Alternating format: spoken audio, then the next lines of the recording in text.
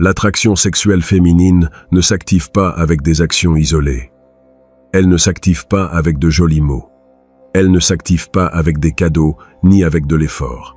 Elle s'active avec un état mental spécifique que toi tu projettes de façon constante. C'est comme une fréquence invisible que son cerveau primitif détecte en quelques secondes et qui éveille quelque chose en elle qu'elle ne peut pas contrôler. Aujourd'hui, je vais te révéler le truc mental exact qui fait que le cerveau féminin te réinterprète. Qu'elle arrête de te voir comme quelqu'un d'agréable et commence à te voir comme un homme sexuel. Je vais te donner les 9 clés psychologiques qui activent cet interrupteur dans son esprit.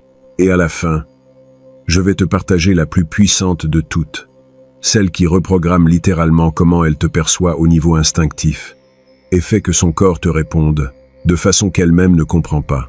Mais si tu ne domines pas les 8 premières, cette dernière ne te servira à rien. Alors ne bouge pas d'ici, parce que chaque mot peut changer ta vie avec les femmes pour toujours. Si tu es nouveau sur la chaîne, abonne-toi maintenant, parce que ce contenu, tu ne le trouves nulle part ailleurs. Et ce que tu vas apprendre aujourd'hui va détruire tout ce que tu croyais sur la séduction. Laisse-moi commencer en te racontant quelque chose qui m'a laissé sous le choc quand je l'ai découvert.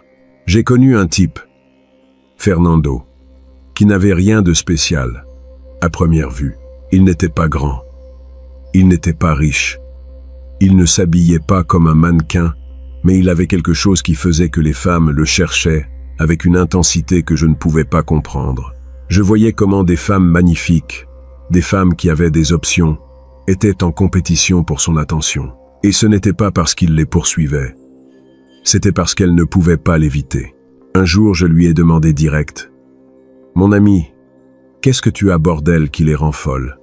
Et il m'a dit quelque chose qui sonnait si simple que j'ai cru qu'il se moquait. Il m'a dit, « Mon ami, je ne fais rien de spécial. Je maintiens juste un état mental où je n'ai besoin de rien d'elle. Et ça les rend folles. Parce que tous les autres hommes ont besoin de leur validation. Moi non. Et leur cerveau ne sait pas comment traiter ça. À ce moment-là, je ne l'ai pas compris complètement. Mais des années plus tard, quand j'ai étudié la psychologie évolutive et la neuroscience de l'attraction, tout s'est emboîté parfaitement. Et aujourd'hui, je vais te donner cette carte complète. La première clé psychologique que tu dois dominer s'appelle le positionnement mental de choix. Et c'est beaucoup plus profond que tu ne l'imagines. Écoute-moi bien, parce que c'est là que 90% des hommes perdent avant de commencer. Il existe une différence brutale entre l'homme qui entre dans un endroit en voulant être accepté et l'homme qui entre en évaluant si ça vaut la peine de rester. Cette différence ne se dit pas, elle se sent, et le cerveau féminin la détecte en moins d'une seconde. Les études de psychologie sociale montrent que les jugements de valeur et de dominance se produisent en fractions de secondes, avant que tu ne dises un seul mot. Quand tu te positionnes comme candidat, comme quelqu'un qui cherche l'approbation, tout en toi communique la poursuite. Ton corps s'incline vers l'avant, ton rythme s'accélère. Tes mots essayent de convaincre. Tu essayes de démontrer pourquoi elle devrait te choisir. Et son cerveau primitif enregistre ça comme un signe de basse valeur. Elle pense, si ce type essaie si dur de m'impressionner, ça doit être parce qu'il n'a pas d'option. Ça doit être parce que d'autres femmes ne le veulent pas. Mais l'homme qui se positionne mentalement comme celui qui choisit fonctionne complètement différemment. Il maintient son axe. Il ne change pas son énergie en entrant. Il ne s'adapte pas pour s'insérer. Il observe. Il mesure. Il décide. Cette posture silencieuse change instantanément la perception instinctive. Parce que tu lui communiques quelque chose de puissant, sans mots. Tu lui dis, « Moi, je ne suis pas ici à supplier pour ton attention. Je suis ici à voir si toi tu vaux mon temps. Et voici l'astuce qui change tout. Ce n'est pas de l'arrogance. C'est l'absence de besoin. Et le cerveau féminin est programmé de manière évolutive pour détecter cette différence. Durant des millions d'années, les femmes qui choisissaient des hommes avec des ressources, du statut et des options avaient plus de probabilité de survivre et de se reproduire. Cet instinct est toujours vivant aujourd'hui. Quand elle détecte que toi tu as des options, que tu n'as pas besoin d'elle, sa valeur perçue de toi monte en flèche. Je vais te donner des exemples pratiques de comment appliquer ça. Quand tu es dans une conversation avec elle, ne te précipite pas pour remplir chaque silence.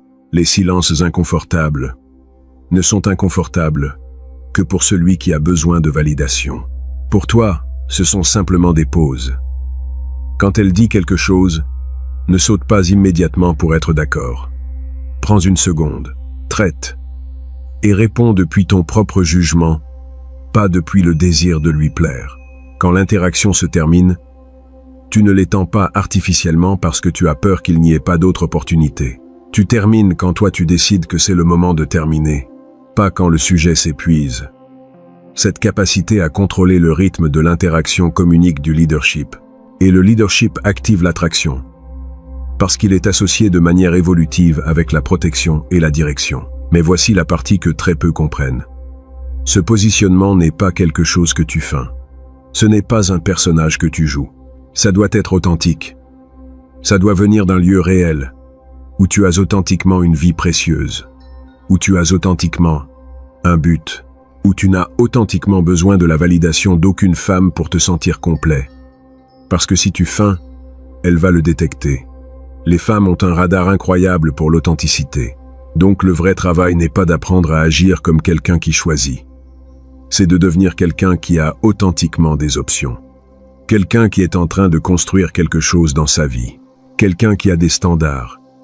Quelqu'un qui peut partir si quelque chose ne remplit pas ses standards. Quand ce positionnement est réel, tu n'as pas besoin de penser à comment agir. Tu es simplement, et elle le sent. Le résultat de dominer ce positionnement mental est silencieux, mais dévastateur. Tu cesses d'être interprété comme quelqu'un cherchant l'acceptation, et tu commences à être lu comme une source de valeur. Non pas parce que tu as dit quelque chose d'impressionnant, mais parce que tu n'as pas eu besoin de dire quoi que ce soit. Quand un homme occupe la position de choix, l'environnement se réorganise autour de lui. Et quand l'environnement se réorganise, le désir trouve de l'espace pour émerger sans être appelé. Maintenant, si tu es arrivé jusqu'ici, c'est parce que tu veux réellement comprendre comment ça marche. Et ça me dit que tu es différent du reste. La plupart cherchent des trucs rapides. Mais toi, tu veux la connaissance réelle. C'est pour ça que je te demande de mettre un like à cette vidéo et de t'abonner à la chaîne. Parce que ce qui vient maintenant est encore plus tordu. Ce sont les clés qui séparent les hommes que les femmes poursuivent des hommes qui continuent de supplier. Mais dominer le positionnement mental n'est que le début, mon ami. Parce qu'il y a une deuxième clé psychologique qui amplifie tout ce qui précède de façon exponentielle. Et celle-ci est encore plus létale parce qu'elle attaque directement le mécanisme de la dopamine dans son cerveau. Ça s'appelle la tension cognitive sexuelle. Et quand tu la domines, basiquement tu pirates son système nerveux. Écoute-moi bien. Le désir ne grandit pas quand tout est clair. Le désir grandit quand quelque chose reste ouvert, quand quelque chose reste non résolu. Les études de neurosciences montrent que la dopamine, le neurotransmetteur associé au désir et à la motivation, ne répond pas à ce qui est prévisible. Il répond au contraste, à l'attente, à ce qui n'est pas complètement résolu. L'erreur commune que commettent les hommes est de confondre clarté avec attraction. Ils pensent que s'ils montrent de l'intérêt tôt, s'ils rendent tout explicite, ils créent de la sécurité. Ce qu'ils créent réellement, c'est la fermeture. Quand tout est expliqué, le système nerveux se détend, et la relaxation excessive ne génère pas de désir. Le désir a besoin de tension cognitive. Cette sensation subtile de curiosité qui maintient l'esprit actif, même après que l'interaction se termine. Je vais t'expliquer comment cela fonctionne au niveau neurologique. Quand tu lui donnes des réponses trop complètes, quand tu confirmes ton intérêt trop tôt, tu fermes le circuit avant qu'il ait le temps de se renforcer. Son cerveau cesse de travailler, cesse d'imaginer, cesse de remplir les blancs. Et quand le cerveau cesse de travailler sur toi, le corps cesse de répondre. Mais quand tu appliques la tension cognitive sexuelle de façon correcte, quelque chose de différent se produit. Elle termine l'interaction avec toi, et son esprit continue de travailler. Elle repasse les phrases, interprète les silences, remplit les vides, et plus son esprit travaille, plus son corps suit. Le désir se construit dans cet espace interne que tu as laissé ouvert. Il ne s'agit pas de dire moins, Il s'agit de dire assez pour éveiller, pas pour satisfaire. L'application pratique requiert du calibrage. Il ne s'agit pas d'être mystérieux de façon forcée ou de jouer à des jeux mentaux cruels. Il s'agit de réponses incomplètes mais confiantes. Une présence ferme, mais pas invasive. Tu ne te caches pas. Tu ne fuis pas. Simplement, tu ne donnes pas tout d'un coup. Tu alternes des moments d'attention pleine, avec de brefs retraits de concentration. Pas pour punir, mais pour maintenir le champ vivant. Comme le comprenait Machiavel avec précision, celui qui révèle tout immédiatement perd son avantage. Le pouvoir est dans la révélation stratégique, dans le fait de montrer assez pour intriguer, mais jamais autant que pour fermer le mystère complètement. Quand tu domines ça, tu deviens une énigme que son cerveau a besoin de résoudre. Note comment cela change la dynamique. Elle commence à penser à toi après que vous soyez partis. Elle se demande ce que tu as voulu dire avec cette phrase. Pourquoi tu as regardé de cette façon? À quoi tu pensais dans ce silence? Et chaque fois qu'elle pense à toi, elle renforce la connexion neuronale. Chaque fois qu'elle t'imagine, elle fortifie l'association. Tu es en train de devenir une partie de son paysage mental. Et ça, mon ami, c'est là où vit le désir réel. Maintenant viennent les clés 3 et 4, qui fonctionnent comme un combo nucléaire. Elles s'appellent domination émotionnelle visible et contrôle du rythme social. Et quand tu les combines avec les deux premières, basiquement, tu deviens une force magnétique. La troisième clé est de comprendre que le déclencheur sexuel le plus puissant qui existe n'est pas ton physique ni ton argent. C'est ta capacité à maintenir le contrôle émotionnel sous pression. Il y a un moment dans chaque interaction où l'ambiance essaie de te sortir de ton centre. Un commentaire latéral, une provocation subtile, un silence inattendu. C'est à ce point que presque tout se décide.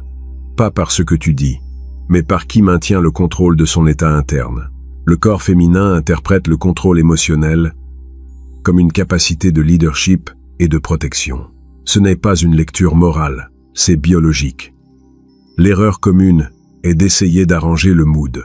L'homme sent la tension et se précipite pour la soulager. Il explique trop, rit au mauvais moment, change son ton pour plaire. Tout cela communique de l'anxiété. Et l'anxiété communique la perte de contrôle. Et la perte de contrôle tue le désir, avant qu'il ait l'opportunité de grandir. La domination émotionnelle visible n'est pas de la froideur, c'est de la stabilité sous pression. C'est sentir la tension et quand même soutenir ton propre rythme. Dans la pratique, cela signifie ne pas réagir immédiatement aux stimuli émotionnels. Maintenir un ton stable quand la tension apparaît. Ne pas essayer de tout résoudre au moment où ça surgit. Soutenir l'atmosphère au lieu de s'en échapper. Quand tu fais ça, quelque chose change de l'autre côté. L'attente de réaction ne se confirme pas. Le test perd de la force. La lecture s'ajuste. Elle se rend compte qu'elle ne peut pas te sortir de ton centre. Et ça, c'est incroyablement attirant parce que ça signale une maturité profonde. Pas une confiance performative. Une confiance qui vient de quelqu'un qui s'est déjà observé lui-même dans des moments difficiles et ne s'est pas perdu. La quatrième clé complète parfaitement la troisième. Il s'agit de contrôler le rythme des interactions sociales. Cela signifie que toi, tu décides quand les choses commencent, quand elles s'intensifient, quand elles se terminent. Pas de façon contrôlante ou manipulatrice, mais de façon naturelle. Parce que tu as authentiquement ton propre agenda, ton propre horaire, ta propre vie. Quand elle t'écrit, et que toi tu ne réponds pas immédiatement à chaque fois, tu es en train de communiquer que tu as des priorités. Quand elle propose des plans, et qu'occasionnellement tu dis que tu ne peux pas parce que tu as des engagements, tu démontres que ta vie ne tourne pas autour d'elle. Quand tu es avec elle, et que tu décides de terminer l'interaction au pic élevé, au lieu d'attendre qu'elle devienne ennuyeuse, tu montres le contrôle du rythme. Ce contrôle du rythme social est extrêmement attirant parce qu'il est rare. La plupart des hommes sont toujours disponibles. Ils disent toujours oui. Ils étendent toujours les interactions tout le possible. Mais toi, tu es différent. Tu as ton propre rythme.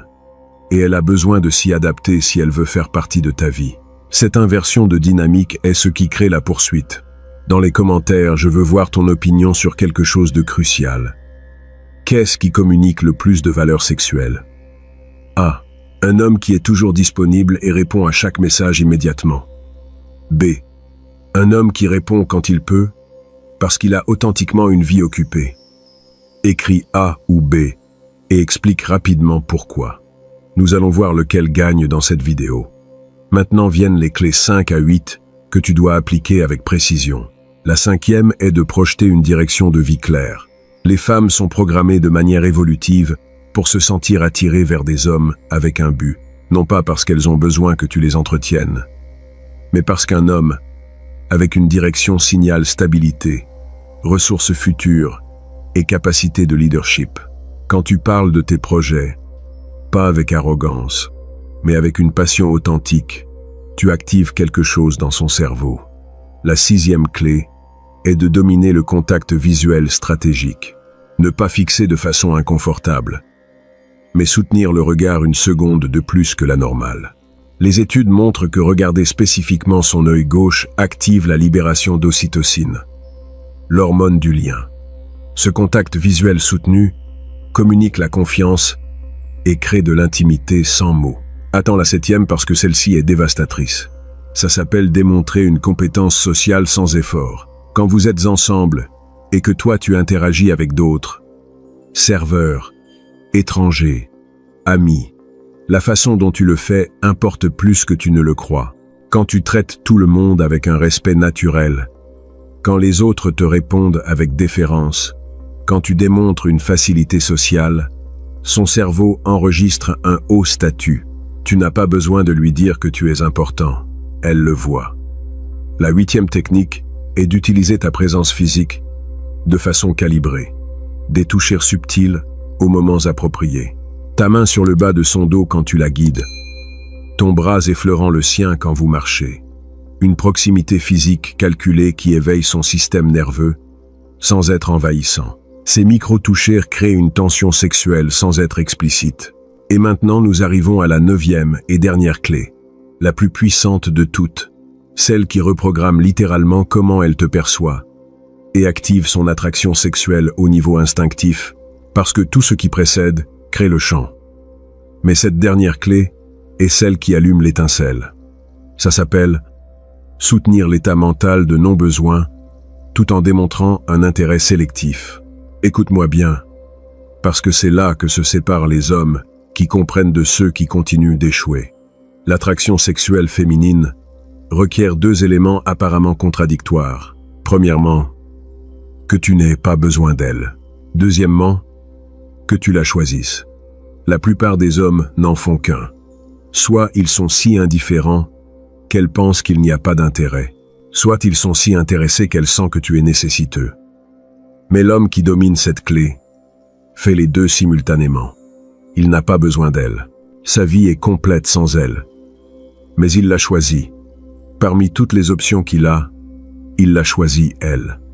Cette combinaison est létale, parce qu'elle lui communique que tu es un homme de haute valeur, qui a des options, mais qu'elle est suffisamment spéciale pour que tu utilises ton temps avec elle. Comme le comprenait Machiavel brillamment, le véritable pouvoir est d'être désiré, pas de désirer. Mais une fois que tu es désiré, choisir sagement à qui tu donnes ton attention multiplie ce pouvoir. Quand elle sent que tu n'as besoin d'aucune femme, mais que tu as choisi d'être avec elle, son cerveau interprète cela comme la validation maximale. L'application pratique de ceci est subtile. Tu lui démontres de l'intérêt, mais jamais trop tôt. Tu la complimentes, mais spécifiquement, pas générique. Tu la touches, mais toujours calibré, jamais nécessiteux. Tu lui donnes ton temps, mais pas tout ton temps. Chaque action communique. Je choisis de te donner ceci parce qu'il me semble que tu le vaux, pas parce que j'ai besoin de toi. J'ai toisi, j'ai toisi, j'ai toisi, j'ai toisi, j'ai toisi. Cet équilibre précis entre ne pas avoir besoin et choisir activement est ce qui crée la tempête parfaite dans son cerveau. Il active tous les déclencheurs évolutifs en même temps. Haute valeur, rareté, sélectivité, intérêt authentique. Et quand tous ces déclencheurs s'activent ensemble, l'attraction sexuelle qu'elle ressent est écrasante. Les hommes que les femmes désirent sexuellement de façon intense ne sont pas ceux qui essaient le plus. Ce sont ceux qui ont le moins besoin, mais qui choisissent avec intention. Ce sont ceux qui maintiennent un état mental où leur vie est complète, où ils ont des options, où ils ne dépendent d'aucune femme pour se sentir valeureux. Et depuis ce lieu d'abondance interne, ils choisissent de partager leur temps avec quelqu'un de spécial. Et voici la vérité finale, mon ami. Comme le comprenait Machiavel avec une clarté parfaite, qui gouverne son propre état interne, gouverne comment les autres le perçoivent. Quand tu soutiens l'état mental correct, positionnement de choix, tension cognitive, domination émotionnelle, contrôle de rythme, direction claire, compétence sociale et non besoin sélectif. Tu n'as pas besoin de trucs. Tu deviens le truc. Récapitulons rapidement. 1. Positionne-toi mentalement comme celui qui choisit, pas comme candidat. 2. Crée une tension cognitive en laissant des choses non résolues. 3. Maintiens une domination émotionnelle, visible, sous pression. 4. Contrôle le rythme des interactions. 5. Projette une direction de vie claire. 6. Domine le contact visuel stratégique. 7. Démontre une compétence sociale naturelle. 8. Utilise une présence physique calibrée. 9. Soutient le non-besoin tout en démontrant un intérêt sélectif. Maintenant, mon ami, j'ai besoin que tu comprennes quelque chose de crucial. Cette connaissance est extrêmement puissante. Tu peux l'utiliser pour activer l'attraction sexuelle chez des femmes qui avant t'ignoraient. Mais avec ce pouvoir, vient la responsabilité. N'utilise pas ces clés pour jouer avec les émotions. Ne les utilise pas pour collectionner des femmes et nourrir ton ego. Ne les utilise pas pour blesser des personnes. Les règles du jeu existent déjà. Je ne les ai pas inventées. Je suis simplement en train de te montrer comment fonctionne l'attraction sexuelle réelle au niveau psychologique et biologique. Mais toi, tu décides quoi faire avec cette connaissance. Tu peux l'utiliser pour trouver une femme incroyable et construire quelque chose de réel où l'attraction ne meurt jamais. Ou tu peux l'utiliser pour être un autre connard qui détruit des cœurs. Le choix est le tien. Mais rappelle-toi, avec un grand pouvoir vient une grande responsabilité. Utilise cette connaissance avec intégrité pour t'élever et l'élever elle. Pour créer des connexions réelles, où les deux grandissent, pas pour manipuler et détruire. Si cette vidéo t'a ouvert les yeux, si tu as enfin compris pourquoi les femmes répondaient à certains hommes, et pas à toi, mets un like, maintenant même. Abonne-toi à la chaîne, parce que la prochaine vidéo va être encore plus explosive. Je vais te révéler exactement comment maintenir cette attraction sexuelle vivante pendant des années sans qu'elle ne s'éteigne. Comment la maintenir à toujours te poursuivre même dans une relation à long terme. Partage cette vidéo avec cet ami qui continue de ne pas comprendre pourquoi il finit dans la friend zone. Aide-le à se réveiller. Et rappelle-toi, mon ami, l'attraction sexuelle ne se demande pas. Elle se crée avec l'état mental correct. On se voit dans la prochaine vidéo, mon ami.